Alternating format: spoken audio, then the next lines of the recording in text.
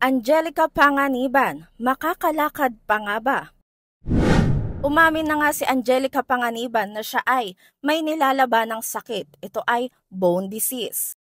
Ang nilalaban ng sakit ni Angelica Panganiban ngayon ay kung tawagin ay avascular necrosis. Ito din ay karaniwang tinutukoy na bone death. Ang kondisyong ito ay nagmula sa pagkawala ng supply ng dugo sa isang buto dahil sa injury o trauma.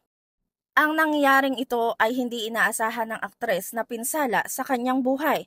Ganun pa man ay nagsisimula pa lang siya sa masayang buhay kasama ang kanyang binuong pamilya. Sa kanilang YouTube, nag-upload si Angelica ng vlog noong November 18, 2023 para idetalye ang mga senyales na humahantong sa diagnosis. Una na napansin ng celebrity mom ang pananakit ng kanyang balakang sa panahon ng pagbubuntis sa anak na si Amila Savini Homan. Nasa tingin niya rason sa kakulangan sa ginhawa ng kanyang pagbubuntis. Sa kabila ng paghingi ng mga payo na natili ang sakit at nararamdaman ni Angelica. 6 months into pregnancy, meron na akong mga nararamdaman sakit sa may hips. Sabi nito, hindi ko actually ma-point out noon kung sa hips, sa leg, sa likod, or sa puwitan. Yun yung mga struggles ko noon. Dagdag pa niya, nagtanong-tanong ako sa mga doctor and friends ko na naging mami na rin. Ang lahat naman ng sinabi nila, it's part of pregnancy. So, nung nanganak ako, wala rin talaga akong time na pansinin kung ano ba talaga yung masakit sa katawan ko. Sabi pa nito. Sumailalim sa therapy at hindi na napigilan ang sakit. Ipinagpatuloy ni Angelica ang mga pisikal na aktibidad tulad ng yoga sa pag-aakalang mawawala ang kakulangan sa ginhawa. Sa recent trip nila sa Palawan, doon niya na-realize na ang matinding sakit na kanyang nararamdaman ay lalo lang nadadagdagan. Na halos ay hindi na siya makalakad sa kanilang Palawan trip. Sa kanilang pag-uwi galing Palawan, agad na nagpakonsulta si Angelica Panganiban sa magagaling na profesional. Mabilis na nagrekomenda ng gamot at therapy ang kanyang doktor na pwede sa kanyang pagbe-breastfeed sa kanyang anak. Sa una ay umayos ang kanyang kondisyon at tumugon ng maayos sa therapy.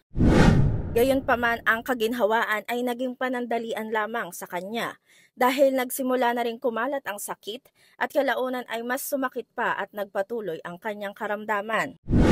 Nagiba ang journey ni Angelica nang dalhin siya ng kanyang kasintahang si Greg Homan sa isang bone specialist.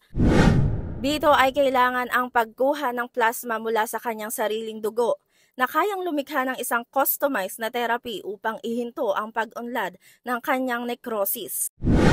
Ang platelet-rich plasma ay direktang ininjeksyon sa apektadong buto ni Angelica na hindi daw inaasahan ni Angelica Panganiban ang sobrang sakit na procedure. Pahayag ni Angelica Panganiban, namatay na yung mga bones ko sa balakang kaya pala hirap na ako maglakad. Noong una ang sabi sa akin ay surgery, parang joint replacement na parang nakakatakot pakinggan. So naghanap ako ng doktor na magkakaroon ng conservative approach. So bumalik kami sa pagsaksak ng PRP sa hips ko. This time nag-drill sila ng hole. Ininject nila yung PRP directly doon sa dead bone. Di ko inaakalang masakit siya. Tulo ng tulo yung luha ko.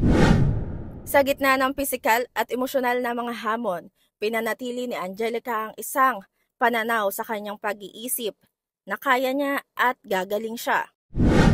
Sabi dito ni Angelica, nakaramdam ako ng awa sa sarili ko na bakit sa akin nangyari ito?